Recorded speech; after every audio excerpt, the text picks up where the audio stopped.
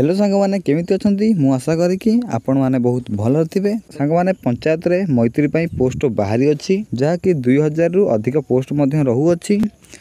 तो कौन रहउछि यार एजुकेशनल क्वालिफिकेशन एवं कौन कौन डॉक्यूमेंट दरकार चलंतु फुल भाव में डिस्कशन करनवा।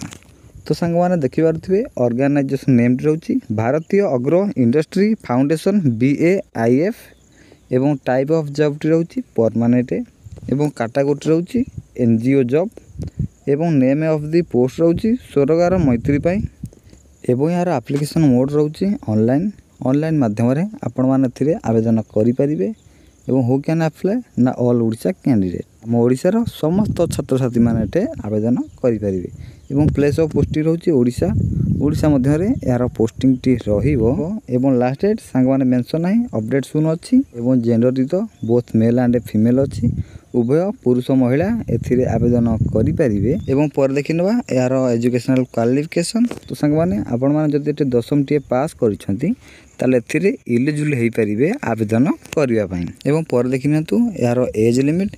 तो सांग माने यार मिनिमम एज रहिछि 18 वर्ष एवं मैक्सिमम एज रहिछि 38 वर्ष। किछि मध्ये रिलैक्सेशन दिया जाइछि गवर्नमेंट रूल्स अनुसार फॉर ओबी स्टूडेंट पई 3 वर्ष extra for SC/ST physical handicapped पई 5 वर्ष एक्स्ट्रा फॉर एक्स सर्विसमैन पई 5 वर्ष एक्स्ट्रा से फिजिकल हैंडिकैप्ड हेइथे प्लस SC/ST रहिथिबे ताले 15 वर्ष रो रिलैक्सेशन मिली परिबो। तो आम एज लिमिट कथा देखिनेले पर देखिनबा यार सैलरी कथा।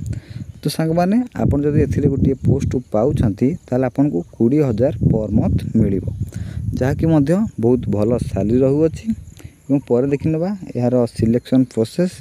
तो सांग माने एते तो आपनकर इंटरव्यू हेबो पर आपनकर डॉक्यूमेंट वेरिफिकेशन पर आपन को जॉब टी मिली परिबो एवं पर देखिनबा यार एप्लिकेशन फी। तो सांग माने एते तो नो फी रहिछि for general candidate for EWS candidate for OBC candidate for female candidate for SC/ST candidate समस्त एथिरे मागणारे आवेदन करि परिबे कोनोसी पिला मध्ये एथिरे टंकाटे पे करिया को पड़िबो नाही। एवं पर देखिनबा यार किछि इंपोर्टेंट डॉक्यूमेंट। तो सांग माने एटे देखिबा उथिबे एजुकेशनल क्वालिफिकेशन सर्टिफिकेट एवं date of birth certificate two recent colour passport size photo caste certificate एवं जदि आपन किछि एक्सपीरियंस अछि ताले एक्सपीरियंस सर्टिफिकेट देई देबे अधिक चांस बढ़ी दिबो आपन को ए जॉब टी पाइबारे। आपन को रहउछि रेसिडेंट सर्टिफिकेट देई देबे एवं पर देखिनंतु यार किछि इंपोर्टेंट डेट। तो सांग माने अप्लाई डेट ऑलरेडी स्टार्ट हे गलानी आपन माने देरी न करी आवेदन करनियंतु यार अप्लाई लास्ट डेट तो मेंशन नाही। तो सांग माने हम नोटिफिकेशन टी तो भला बारे पढि नेले चलन तुम बते देबी आपण माने केउठु ए नोटिफिकेशन टी को पाइबे एवं किभली भाबे एथिरे आवेदन करिवे। सांग माने नोटिफिकेशन टी को पाइबा करले आपण माने गूगल जाई सर्च करनेबे odisha.gov.in एवं सर्च करी पर ताको क्लिक करनेबे पर यार ऑफिशियल वेबसाइट टी ओपन हे जिवो odisha.gov.in जॉब एठी आपण माने क्लिक करनेबे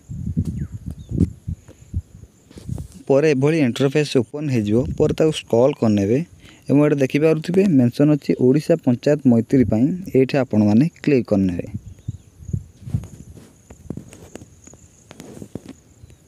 क्लिक कला परे यार ऑफिशियली नोटिफिकेशन टी ओपन हे जिवो पर ताको स्क्रॉल करनेबे एठी भलो भाबरे आपण मा नोटिफिकेशन टी को पढिबे एवं आवेदन करिनेबे। तो तळु टिके स्क्रॉल कला परे एठी देखि पारुथिबे लेखा जाईछि इंपोर्टेंट लिंक एवं तळे लेखा जाईछि अप्लाई ऑनलाइन लिंक एठी आपण माने क्लिक हर करी अप्लाई करि नेबे। तो सांग माने ये थिला किछि इन्फॉर्मेशनल वीडियो टी भल लागिथिले लाइक सब्सक्राइब करियो जमारो भूलिबे नाही। तो आज पई एतिकिरे विदाय नउछि रहुछि जय जगन्नाथ।